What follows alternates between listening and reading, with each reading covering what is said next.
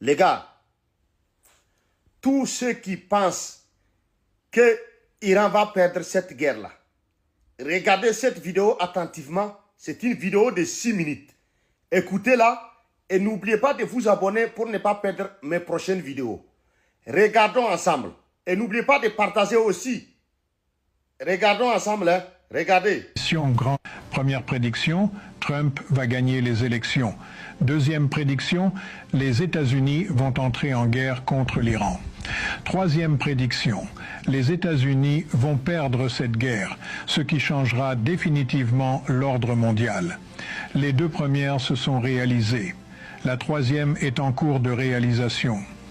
En tant qu'économiste spécialisé dans les dynamiques de puissance économique mondiale et les chocs systémiques, je vais vous présenter l'analyse complète de ce professeur. Parce qu'elle est analytiquement rigoureuse, parce qu'elle s'appuie sur des données réelles et parce qu'elle prédit des choses que la plupart des analystes grand public refusent encore de formuler clairement.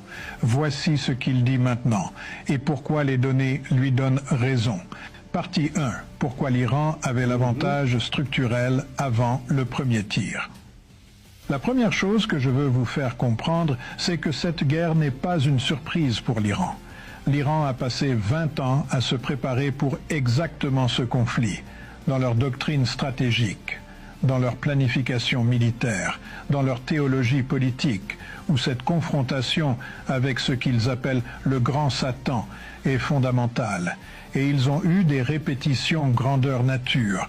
En juin dernier, une guerre de 12 jours a permis aux Iraniens d'analyser précisément les capacités de frappe israéliennes et américaines.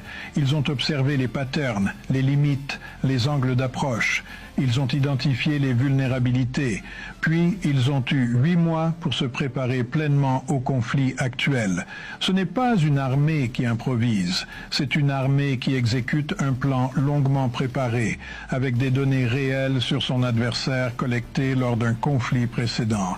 Et à travers leurs proxys, les Houthis, le Hezbollah, le Hamas, les milices chiites en Irak et en Syrie, l'Iran a développé une compréhension fine de la mentalité militaire américaine, de ses points forts et surtout de ses points faibles. Ce n'est pas une guerre entre un État expérimenté et un novice. C'est une guerre entre deux armées qui se connaissent bien et une des deux se bat sur son propre terrain stratégique. Partie 2, la stratégie iranienne, pas une guerre militaire, une guerre économique. Voici maintenant l'élément analytique le plus important de toute l'analyse.